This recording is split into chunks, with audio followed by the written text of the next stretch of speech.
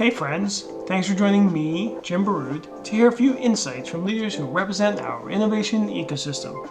Today's chat is with Ryan Estes, the co-founder of Kitcaster, and DeLon Canterbury, founder and CEO of GeriaTrix. DeLon, talk to us about your entrepreneurial journey. Hey, absolutely. Again, thanks for having me on, Jim. My name is Dr. DeLon Canterbury. I am the pharmacist and founder of GeriatRx. And so we are a telehealth de-prescribing company. So we help senior citizens get off of harmful medications while focusing on cost savings and giving a holistic approach to healthcare. And what got me down this road, man, seriously, was being a burned out and salty pharmacist. I worked in the retail setting at Walgreens for a couple of years as a manager and got a bit tired of seeing how we treated people really as just another metric, as another number on the wheel. And so that level of the lack of care and the lack of consistent, really sustainability had me burnt out and super, super depressed. So I felt, how can I get back to my old DeLon, who actually loves pharmacy, but also wants to have a lasting impact on patients? So I took the leap, man, and got into entrepreneurship, starting my own healthcare company where we focus on outcomes-driven measures, but also provide a concierge approach to people's health so we can get that full patient advocacy piece down while having the benefit of a pharmacist in your back pocket. So one of my most rewarding trial as well as accomplishment in this journey in space. Great. Welcome. Thanks for being here, DeLon. And where are you zooming in from, by the way? Hey, I'm in Durham, North Carolina. So I'm in the Raleigh Triangle area. Great. Welcome. Okay, Ryan, go ahead. Awesome. Yeah, Jim, appreciate you having me on the show. DeLon, nice to meet you too. What an interesting business. I can't wait to learn more about it. So my name is Ryan. I'm the co-founder of Kitcaster. We are a done-for-you service. We book funded startup founders, entrepreneurs with exits, and C-suite execs on the world's top podcasts. High level, we are a podcast talent agency. Great. And talk to us about how you got to where you are now, Ryan. You bet. So 12 years ago, I started Denver's first social media marketing company called Talk Launch. And about the same time, I was pivoting careers. I had a career in music, and I also had two young babies. And, the local music industry is not necessarily the fulcrum of commerce. So I had some tough decisions to make. And so I kind of left my music career, air quotes. And as a part of what I was doing with my marketing agency, I kind of fell in love with podcasting really early on. So I started producing my own podcasts, and as that kind of matured, I introduced podcasting to my business. I launched the Denver Business Podcast to some decent success, and have just basically been involved in podcasting ever since. A couple of years ago, my co-founder and I were having coffee and we're like, let's work on a project. We had met because of podcasting and decided that podcasting would be something fun to work on together. So we kind of sketched out on a napkin what Kitcaster would be, had some initial success on the pilot program. So we wrapped a brand around it, and 2 years later, here we are. Awesome. And how many people are in your company as of this point? There's, I think, 20 of us now. Wow, that's dramatic growth. Congratulations. Thanks so much. Yeah. It's been a crazy year. I mean, we're recording this, on Christmas Eve. So I've been doing a little thinking about the year. It's been a crazy year. It's been really fun. Absolutely. Well, DeLon, tell us about your business. Yeah, absolutely. So GeriaTrix focuses on de-prescribing. So we work with the caregiver advocacy space, the senior care space. we're really one of the pioneers in genetic testing as well. So we provide genetic testing directly to people's homes that don't just look at ancestry and me, but we actually look at people's body to see how they'll respond to certain medications. So we put this as a part of our medication review so we can give people the best care and the best evidence towards improved healthcare and outcomes. And so with this approach, we're really putting in that comprehensive lens that I felt was missing from my retail world.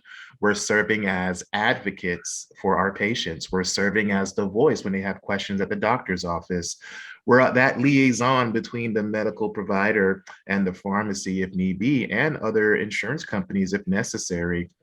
And what I have found in the senior care space is after giving my talks and presentations about deprescribing, which is safely stopping meds that are harmful, people don't know what to do. And people have no idea that pharmacists have such capabilities outside of the four walls of a traditional pharmacy setting.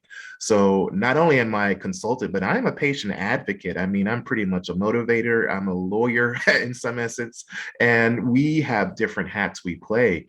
So in starting this company, what really got me to here was seeing my grandmother, 80-year-old woman, prescribed a prescription that was completely harmful for her.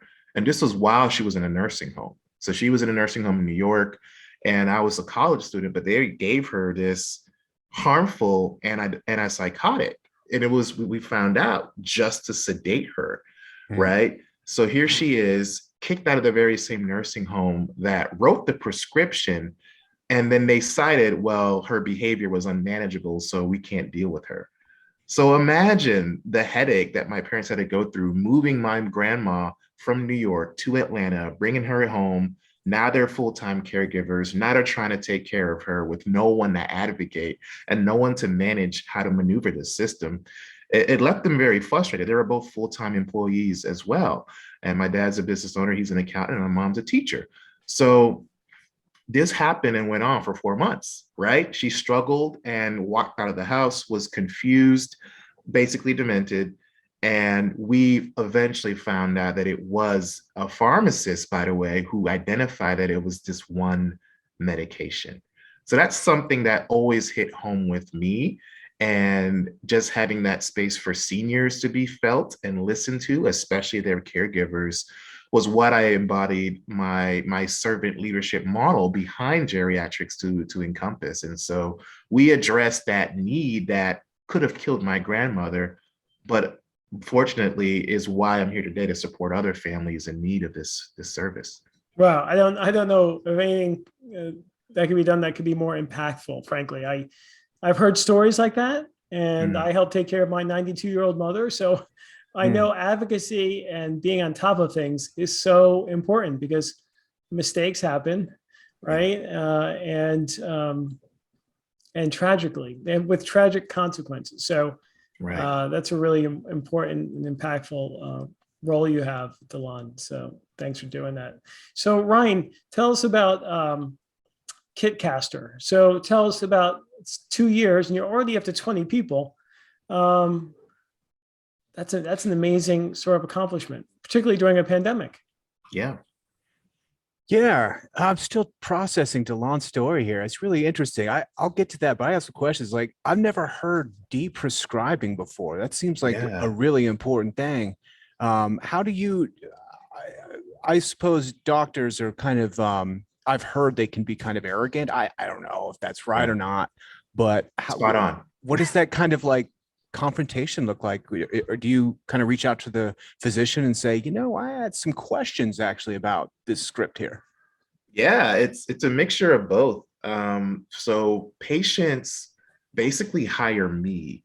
So when you come from the angle of, hey, I am an added set of eyes, I am on the healthcare team, and we start seeing things as a team-based approach and not a patriarchal one person says all, it really gives a little peace of mind in that I'm here to help and not to be someone to usurp power from you or undermine you in any way. And most times when I'm working with patients, particularly in the geriatric space, not all the providers are very aware of what all the medications are or what the patients are actually taking. And you end up seeing that there are way more gaps in their care than on my end at the meds. And so you start seeing this specialist has no idea what the other specialist is writing. This primary care provider has no idea this new med was added. And I'm coming from the lens of, I can understand all the meds. I understand the pathophys, and I understand that this is a geriatric patient, which bodies are different. I'm here to help and give everyone all of my expertise on how we can reduce harm and reduce risk. So ultimately, I'm showing them we're saving you time, money, and headache because you're not seeing the same patient for a preventable issue, or they're not being sent to a hospital because under your care because their medications are having another side effect. So we're actually saving harm from happening on the back end and providing a more holistic and precise form of care with this model. So it's a great question, but we end up getting more acceptance than pushback. I've been experimenting with kind of a pro-drug stance across the board, recreational drugs, all of that. And largely, I think it's based on the fact that rightly prescribed medications kills way more people than illicit drugs, street drugs, So what an interesting service for folks, because we definitely trust our doctors as we should, but just to make sure there's a QC in there seems like a really smart business. I like it. Thank you. Yeah, I love it. Nice. Yeah, and just to add what you were saying, Ryan, as far as sort of the prospect of marijuana and even psychedelics coming down the pike to help really increase well-being is a great development, frankly. And so again, hopefully the wrong prescriptions and the deprescribing won't need to be done. And hopefully we can minimize that as much as possible. But I think the opportunities, with these new drugs, recreational drugs and medicinal drugs is really hopeful for people of all ages, and particularly those suffering from pain, from depression, PTSD and things like that. So I'm excited about that future. Yeah. Me too. There's a ton of great stuff on the horizon. I'm loving that we're seeing a little more openness about the use of some psychedelics as well in the veteran space. We're seeing some trials where they're microdosing people who have recurrent PTSD, and we're seeing a significant improvement in their quality control and when it comes to depression and then relapses. So we're seeing more headway in marijuana. We're seeing more health professionals that are specializing in different types of strains of marijuana usage.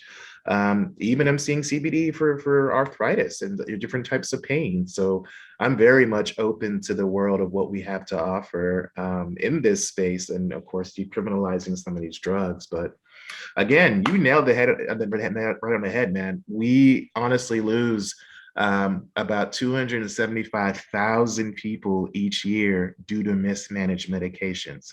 And our US taxpayers pay nearly $530 billion a year because of people who are going in and out of the hospital from, again, mismanaged medication. So the numbers are there, but I feel our country is lacking in consistently addressing this. And that's where the power of deprescribing comes in.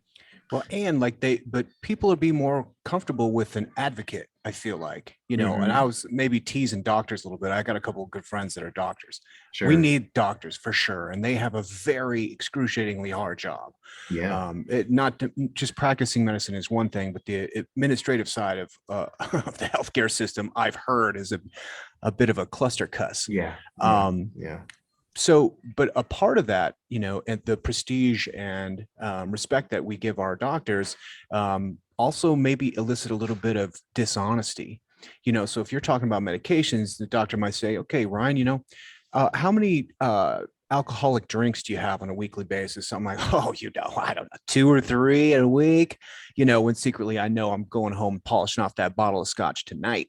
You know what I mean? So the doctor's going with face value of what you're telling them, but people are, we know, always going to be dishonest about alcohol consumption. They're always going to be dishonest about their diet, So, but particularly because they don't want to feel the judgment of their doctor.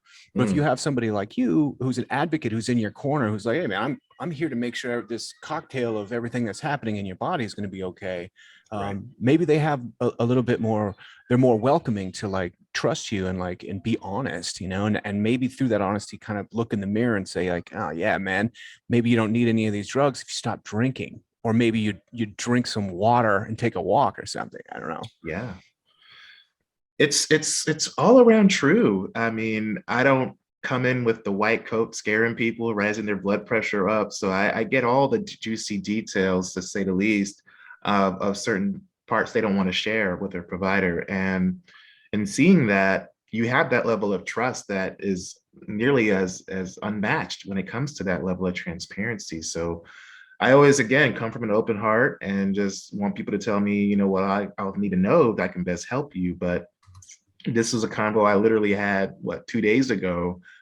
Patient was saying her mom is an alcoholic and they don't know how to tell the doctor, but her diabetes is completely uncontrolled. So they don't realize that there's a connection between the diabetes and the alcoholism. And if you're just chronically drinking, you're throwing off your sugars, one, but also it's masking the underlying problem that the doctor has no idea. So they're quick to think, well, it's not working. Let's just keep prescribing more meds to get her on the right track, without realizing there's a psychological mental barrier that hasn't been addressed yet. So again, this is just from someone I just met. So imagine, like you said, how many things go unbeknownst to the provider, and they can't even help if they don't know. But that's the point of having me as a liaison and transparent. I'm going to share that information with permission from the patient first, but to make sure that we have a plan going forward. You're a pharmacist shaman, essentially. I mean, just to thread that psychedelic conversation we were having in Denver, it's going to be on the ballot this year. We've already decriminalized psilocybin here, but they're going to decriminalize all the rest of the psychedelic components, DMT, Nice. mescaline, LSD. On top of that, they're going to allow for clinics to basically create space for people to have these experiences, up to 4 grams of whichever substance, which is kind of hilarious because 4 grams of psilocybin versus 4 grams of LSD is a little bit different. Yeah, for sure. But what you find with what they're gonna need is they're gonna need a lot of people doing training. What has traditionally, since the dawn of time, been called shaman work, which is helping people navigate some of these different states of consciousness. And in a sense, maybe it's a stretch, it's kind of what you're doing with the medical community, which largely has kind of disregarded the psychological effects, particularly with like power dynamics coming between doctors and patients. I mean, so you're able to be there almost like a shaman or like a doula of like people that it's like, hey, here's my team for this medical journey we're about to go on. It's a beautiful thing, man. And I appreciate you sharing that story about your grandmother too. It sounds really hard. Yeah. And I think that's a good point, Ryan. I just interviewed a guy from Field Trip Health. So they're building out clinics across the country. And clearly, DeLon, your business could be an important role, play an important role in that, as an advocate, trying to decipher and help get the right medicines or psychedelics, to help treat patients. So that's a huge growth market. So and deep prescribing too, because like if you're talking about DMT compounds, like you cannot take SSRIs because it creates, heart palpitations and stuff like that. So. Yeah, you don't want any serotonin syndrome with DMT and your basic anti-anxiety meds. So, and that's the thing, man. The role of the pharmacist is completely transforming. Like people are starting to see us outside of the usual roles. And now we have more functional medicine pharmacists. We have pharmacists that focus on holistic health and nutrition support. I mean, there's a lot of opportunity to help advocate. And one of mine particularly is deprescribing for opioid use. So a part of my course I'm launching is talking about how to put deprescribing into people's practices. It's called the Deprescribing Accelerator. And one of the modules is talking about opioid deprescribing. And so we talk about alternative therapies people can use for pain. But what's exciting to me is the FDA just approved virtual reality therapy for pain management, for chronic lower back pain. So you can now look at a VR kit and literally have clinically scientific evidence that your back pain will pretty much decrease over the use of VR. So I'm saying there are so many different ways we could address pain, but also address mental health. And that's part of why I'm so passionate about genetic testing, because we're able to tell, hey, based on your brain and your body, this actual dose will be harmful for you. So we should try another med altogether.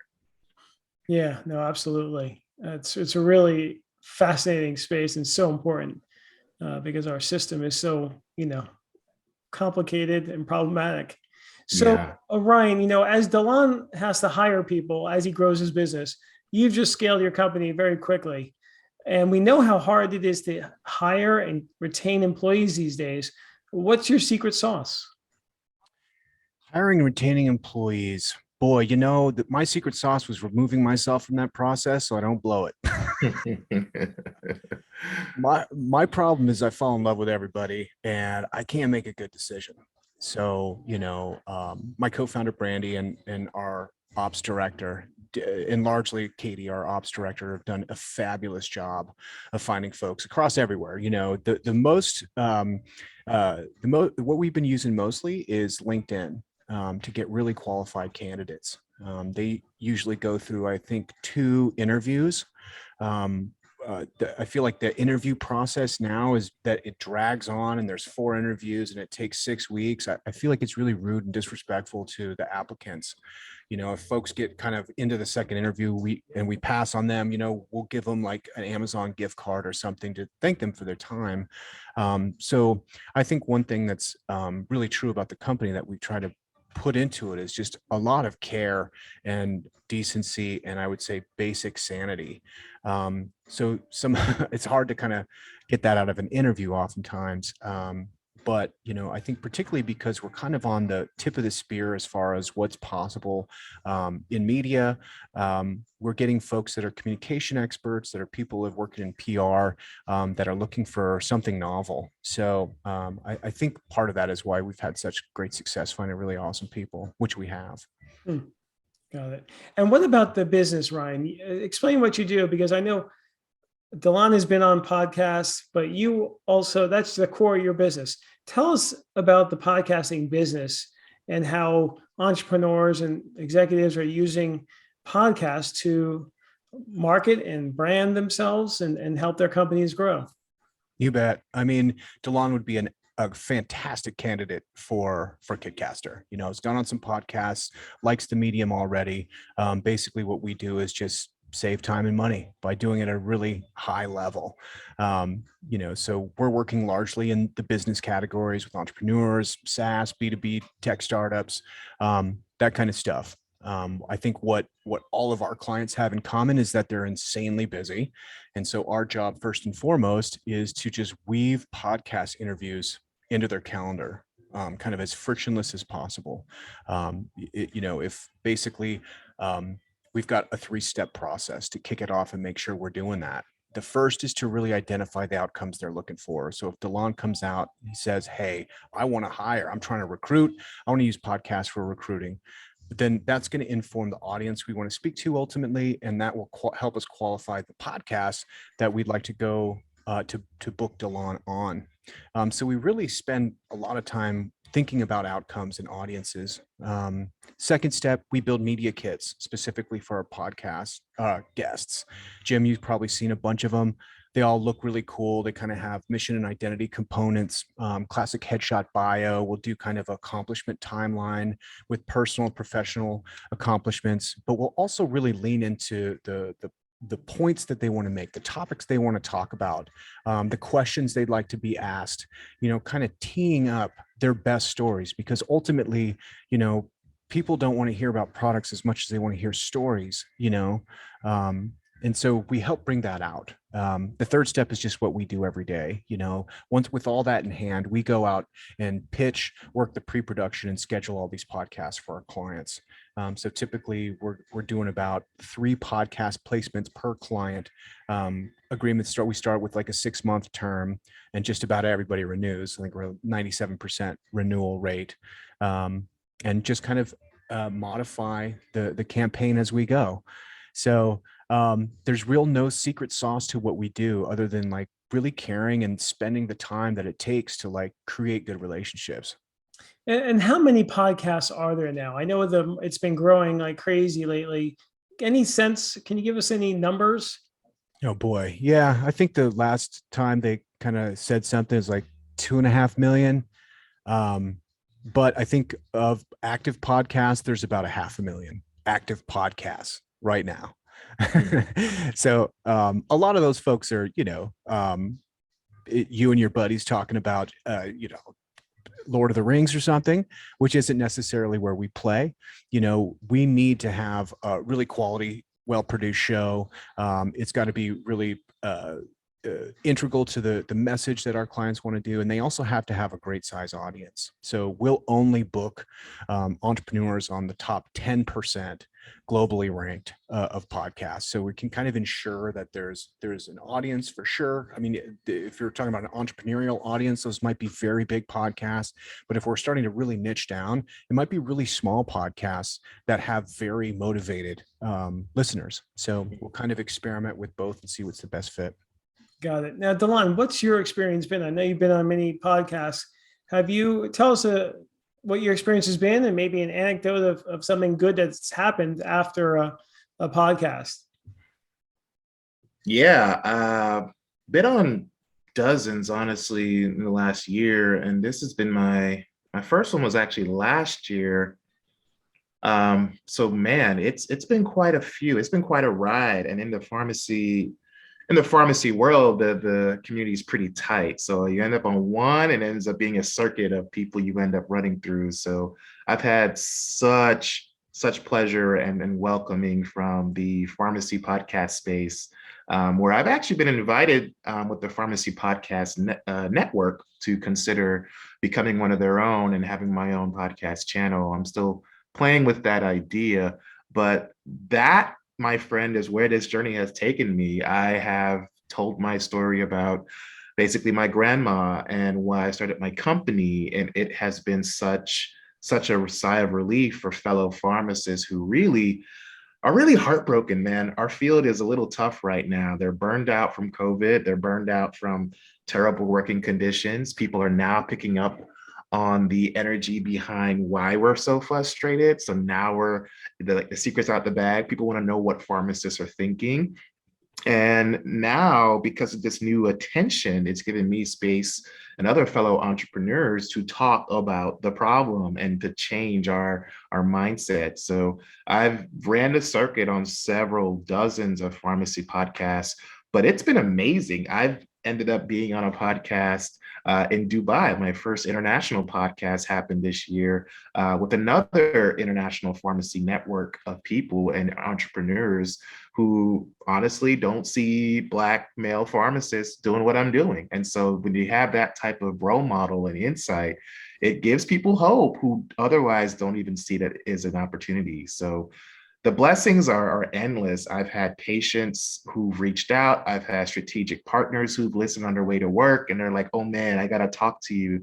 And it's a small world, and I'm accessible. So it's been great having rock stars in my corner, but even better to have, CEOs and VPs and other investors like seek me out just to have a good discussion. So it's been integral for my growth and business, and really my branding as an expert in senior care pharmacy. That's really great to hear. I guess you agree with that, Ryan. I guess you see that every day. Is that right? It's true. I never get sick of hearing about it, though. It's really cool. I mean, yeah. I'm an evangelist of podcasts, obviously, around here particularly. And when I'm really getting up on my soapbox, it's like, there's a lot of challenges out there all across the board. And, whether that's healthcare, that's a large one, relationship with your doctor. The only way we solve any of these is with conversation. It's the only thing we've got. We have to talk to each other. And so podcasting to me does become kind of this salve that heals the things that we put attention to, so I love to hear that. Our mission as a company is to celebrate good conversation. We just happen to book podcasts, but to me, conversation is everything. Yeah, no doubt. So why don't we're coming to the close of this podcast. I want to make sure I ask just one thing to share with our audience, because many are entrepreneurs or folks who are thinking about becoming entrepreneurs. What's one tip or piece of advice you would give someone who's thinking about starting a business? DeLon? I will say that pharmacists aren't exactly entrepreneurs. Like off the bat, we kind of very linear in our thought process. So a big lesson for me was learning how to completely rewire the way I think about perspective and business approaches. And so I don't know everything. That's like rule number one, is kill the stuff that you think you know and just start from scratch and absorb as much as you can. But to add to that tenet, I will easily say that the values come the most from your failures and your losses. And don't get hung up by, things not going perfectly. Roll with the punches and know that part of that failure is what's going to get you into a better place. So do not beat yourself up on the losses. In fact, celebrate them, because that's how you get to the next win. Great advice. Thanks. Ryan? I'll piggyback on that. I think particularly like first-time entrepreneurs, people that are really getting into it, we'll tend to find ourselves and identify ourselves and bring our whole identity into as an entrepreneur around this product. And it's not a good way to validate the product, whether it's going to work or not. And so then if the product does not work, that doesn't mean that the project failed. It means you failed, because you are the project. If you can separate yourself from the product itself, it'll make it a lot less painless to kill the idea when it's not working. Excellent. Excellent advice. Well, this has been great, guys. I'd like to end my podcast with a poem or a saying. DeLon, go ahead. Sure. I've got one from the famous Maya Angelou. I've learned that people will forget what you said, people will forget what you did, but people will never forget how you made them feel. Really hits home for me as a healthcare provider and for my company's mission. Great. Lovely. Ryan, go ahead. It's my wife's favorite quote too. I love that one. It's so good. I was thinking about this. This was fun. Jim, I'm glad you presented this, because it made me pause. And for whatever reason, this line from Rakim came to my head. I start to think, and then I sink into the paper like I was ink. When I'm writing, I'm trapped in between the lines. I escape when I finish the rhyme. Well, this has been great. I want to thank DeLon. I want to thank Ryan for coming on today. This has been a really interesting conversation. Thanks for joining us. I hope you enjoyed the show. Please like it, leave a review, and subscribe. See you soon.